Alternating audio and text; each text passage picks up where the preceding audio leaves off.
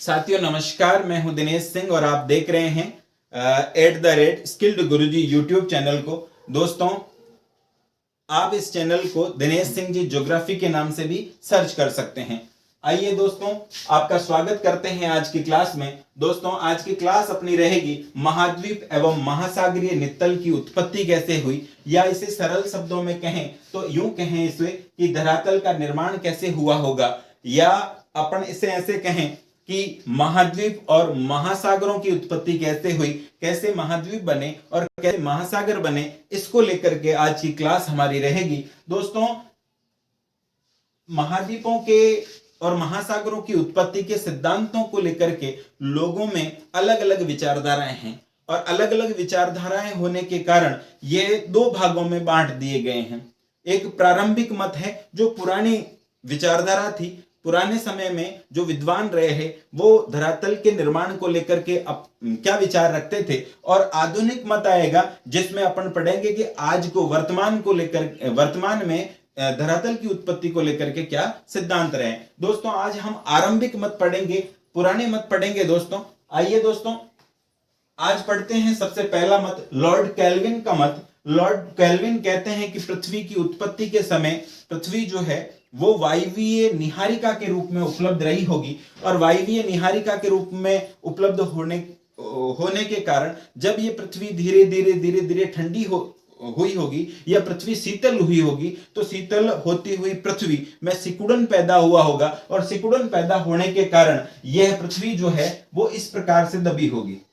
पृथ्वी वायवीय निहारिका के रूप में कल्पना करता है, और उन्होंने कहा कि जैसे ही संकुचन पैदा हुआ होगा या पृथ्वी शीतल हुई होगी, और शीतल होती हुई पृथ्वी में क्या हुआ होगा, संकुचन पैदा हुआ होगा। दोस्तों, संकुचन पैदा हुआ होगा, और जब ये संकुचित हुई होगी पृथ्वी, तो ये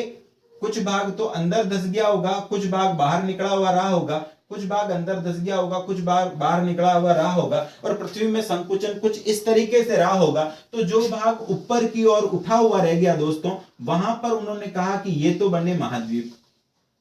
ये तो बने महाद्वीप। और जो भाग नीचे धसाव वाले भाग में थे, जो भाग गड्ढे में थे दोस्तों, इस भाग को इन्होंने कहा कि यहां पर ये महासागर बने होंगे, महासागर बन गए होंगे। मित्रों, लॉर्ड केल्विन का मत है कि पृथ्वी की उत्पत्ति के समय पृथ्वी वायवीय निहारिका के रूप में रही होगी, और जब ये पृथ्वी शीतल हुई होगी तो शीतल होने के कारण पृथ्वी में संकुचन पैदा हुआ होगा, और संकुचन पैदा हुआ होगा तो कुछ भाग तो अंदर धस गया होगा और कुछ भाग ऊपर रह गया होगा। तो जो भाग अंदर धस गया है उसे उन्होंने महासागर की संज्ञा दी, और जो भाग ऊपर उठा हुआ रह गया उसको उन्होंने महाद्वीप कहा। दोस्तों, अब बात करते हैं दोस्तों नए विचार की, लेफ्टवर्थ एवं लव की संकल्पना या परिकल्पना अपन कह दें। दोस्तों, लेफ्टवर्थ अपने सिद्धांत में कहते हैं कि पृथ्वी जो है वो आग के गोले की तरह रही होगी, कि पृथ्वी की उत्पत्ति के समय पृथ्वी एक आग के गोले के रूप में रही होगी दोस्तों, और जब ये आग के गोला जब ये धीरे धीरे शीतल हुआ होगा तो यहां से उष्मा का ह्रास हुआ होगा, कि जब आग का गोला जैसी पृथ्वी में जब शीतल ठंडी होने लगी होगी तो इसमें उष्मा का ह्रास हुआ होगा, और उष्मा का ह्रास होने के कारण जो है संकुचन पैदा हुआ होगा। दोस्तों, उष्मा का ह्रास होने के कारण संकुचन पैदा हुआ होगा, और संकुचन के कारण वलन पड़ गए होंगे,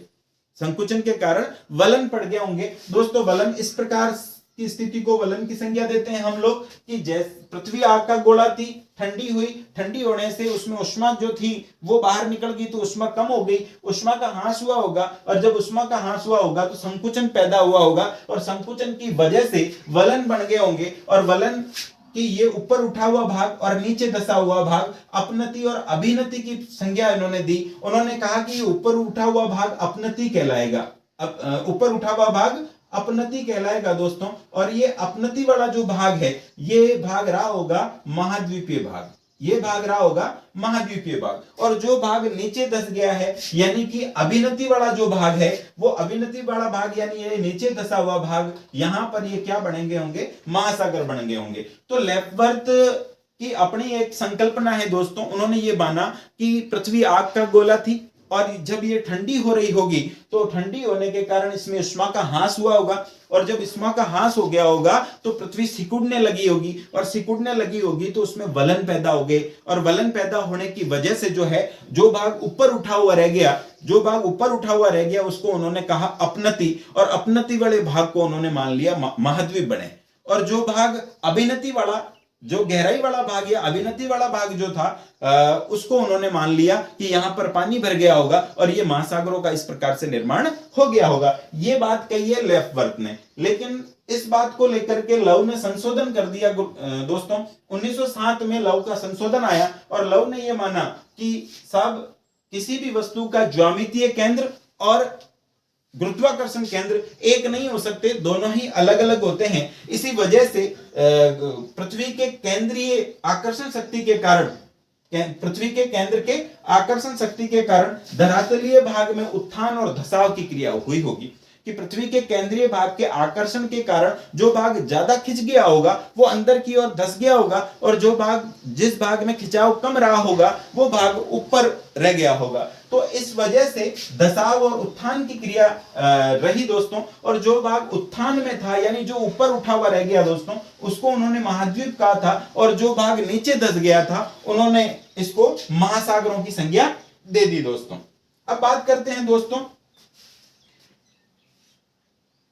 चतुष्फलकीय संकल्पना, नई संकल्पना है। चतुष्फलक की संकल्पना की बात करते हैं दोस्तों। इस संकल्पना को देने वाले विद्वान लिथियन ग्रीन थे, जिन्होंने अपना सिद्धांत 1875 में प्रतिपादित किया दोस्तों। उन्होंने हमें बताया कि पृथ्वी की आकृति गोल है, और अगर ये सिकुड़ी होगी, ये ठंडी हुई होगी, इसमें से उष्मा का ह्रास हुआ होगा, और अगर ये ठंडी हुई है तो पृथ्वी को, किसी भी गोल चीज को अगर आपस में दबाएं तो वो चतुष्फलक की आकृति में परिवर्तित होती है। कारण होता है दोस्तों कि गोल जो वस्तु होती है, कोई भी गोल वस्तु होती है, उसमें दो चीजें देखने को मिलती है। इसका क्षेत्रफल तो कम होता है और आयतन बहुत ज्यादा होता है, लेकिन जब इसको इस गोले को अगर हम चारों तरफ से संकुचन के कारण दबाव डालें इस पे, और दबाव डाल करके इसको दबाएं, गोले को दबाएं, तो ये चतुष्फलक की आकृति में विभाजित हो जाएगा। और चतुष्फलक की जब आकृति में विभाजित हो जाएगा, इसमें संकुचन के कारण ये किस भाग में विभाजित होगा? चतुष्फलक की आकृति में विभाजित होगा, और ये 4 समबाहु त्रिभुजों का निर्माण करेगा। 4 समबाहु त्रिभुजों का निर्माण करेगा दोस्तों, और ऐसी आकृति का क्षेत्रफल तो हो जाएगा ज्यादा और आयतन कम हो जाएगा, और ये 4 समबाहु त्रिभुजों का निर्माण करेगा। और इसी वजह से पृथ्वी में महाद्वीप और महासागरों का निर्माण हुआ होगा। इसी तरीके से धरती पर जो है वो महासागर और महाद्वीप बने होंगे दोस्तों। अब बात कर लेते हैं दोस्तों कि ये आरंभिक मत है दोस्तों, जिसमें हमने 3 मतों की चर्चा की है। हमने लॉर्ड केल्विन की बात की, इन्होंने वायवीय निहारिका के रूप में पृथ्वी की उत्पत्ति को समझाया। उन्होंने बताया कि पृथ्वी जब ठंडी हो रही होगी तो पृथ्वी में संकुचन पैदा हुआ होगा, और पृथ्वी में संकुचन पैदा होने के कारण जो भाग अंदर धस गया होगा उसको तो उन्होंने महासागर कह दिया, और जो भाग ऊपर उठा हुआ रह गया उसको उन्होंने महाद्वीप मान लिया था। अब बात करते हैं लेफ्वर्थ और लव का कॉन्सेप्ट है दोस्तों। ये मानते हैं कि ये पृथ्वी की जब उत्पत्ति हुई तो पृथ्वी एक आग के गोले के रूप में रही होगी दोस्तों, और जब ये पृथ्वी आग के गोले के रूप में थी और जब ये शीतल हुई होगी यानी ठंडी हुई होगी तो इसमें संकुचन पैदा हुआ होगा, इसमें उष्मा का ह्रास हो गया, उष्मा का ह्रास होने से इसमें संकुचन पैदा हुआ होगा, और इसी संकुचन के कारण इसमें वलन पड़ गए होंगे, इसी संकुचन के कारण इसमें वलन पड़ गए होंगे। और जो भाग अपनति और अभिनतियों वाला भाग जो ऊपर उठा हुआ भाग रहा होगा उसको उन्होंने संज्ञा दी दोस्तों अपनति की संज्ञा। और अपनति वाला जो भाग है दोस्तों, ये अपनति वाला भाग है, वहां पर इन्होंने कहा कि ऐसे भाग जो अपनति में रह गए थे वहां पर महाद्वीपों का निर्माण हुआ है, और जो भाग अभिनति में आ गए थे वो भाग महासागर बन गए होंगे। लेकिन इस सिद्धांत में 1907 में लव एक संशोधन प्रस्तुत करते हैं। वो कहते हैं कि किसी भी वस्तु का ज्यामितीय केंद्र और गुरुत्वाकर्षण केंद्र अलग अलग होते हैं दोस्तों, और इसी वजह से जो है इसी पृथ्वी की केंद्रीय आकर्षण शक्ति के कारण धरातलीय भाग में उत्थान और धसाव की क्रिया रही होगी, और जो भाग ऊपर उठे हुए रह गए दोस्तों, वहां पर इन्होंने कहा कि ये महाद्वीप बने होंगे, और जो भाग नीचे धस गए होंगे वो महासागरों की बात कर ली। अब बात कर लेते हैं चतुष्फलक की परिकल्पना लिथियन ग्रीस ने 1875 में दे दी है दोस्तों। उन्होंने कहा कि एक गोल वस्तु जो होती है उसका क्षेत्रफल तो कम होता है दोस्तों और आयतन ज्यादा होता है, लेकिन अगर इसको आपस में दबाया जाए, अगर उसको समान रूप से गोले को दबाया जाए, तो ये पूरा का पूरा गोला छोटा नहीं होकर के ये चतुष्फलक की आकृति में परिवर्तन हो जाएगा, और चतुष्फलक की आकृति में परिवर्तन होने पर इसका क्षेत्रफल तो ज्यादा हो जाएगा और इसका आयतन कम बनेगा दोस्तों, और ये 4 समबाहु त्रिभुजों में टूट जाएगा, और 4 समबाहु त्रिभुजों में टूट करके जो फलकीय भाग है वो महाद्वीप रहे होंगे, और जो अंदर वाले भाग है वो महासागर बन गए होंगे। तो इस प्रकार से इन्होंने अपना सिद्धांत दिया। ये धरातल की उत्पत्ति के पुराने मत है दोस्तों। अब सभी सिद्धांतों में एक चीज कॉमन देखी हमने कहा कि पृथ्वी आग का गोला थी और ये धीरे धीरे शीतल हुई होगी। तो शीतल क्यों हुई है, इसके पीछे कारण है ये दोस्तों कि जब पृथ्वी आग का गोला थी तो इसका वायुमंडल भी गर्म ही रहा होगा, और जब इसकी वायुमंडल गर्म रहा होगा तो हवाएं ऊपर उठी होगी, ऊपर उठ करके संघनन की क्रिया हुई होगी, और संघनन की क्रिया होने से वर्षा हुई होगी, और वर्षा की वजह से जो है धरती में संकुचन, ठंडी हुई होगी, शीतल हुई होगी। ये क्रिया 1 या 2 दिन की नहीं होकर के लाखों हजारों साल लंबी ये प्रक्रिया चली होगी, और इसी वजह से पृथ्वी में शीतलन पैदा हुआ होगा, और शीतलन पैदा होकर के ये इसमें संकुचन उत्पन्न हुआ होगा, और संकुचन उत्पन्न होकर के महाद्वीप और महासागरों का निर्माण हो गया होगा। धन्यवाद दोस्तों। हमारी क्लास आपको कैसी लगती है? हमारी क्लास अच्छी लगे तो कमेंट बॉक्स में आप बताएं दोस्तों। हमारे चैनल को शेयर करें, सब्सक्राइब करें और बेल आइकन को जरूर दबा दें, ताकि हमारे द्वारा बनाए गए वीडियोस के नोटिफिकेशन आप तक सबसे पहले पहुंच सकें। कल की क्लास में हम लोग धरातलीय उत्पत्ति से संबंधित अभिनव मतों के बारे में चर्चा करेंगे। आज क्या सोचता है विश्व, इस मामले में हम बात करेंगे दोस्तों। धन्यवाद। Thank you.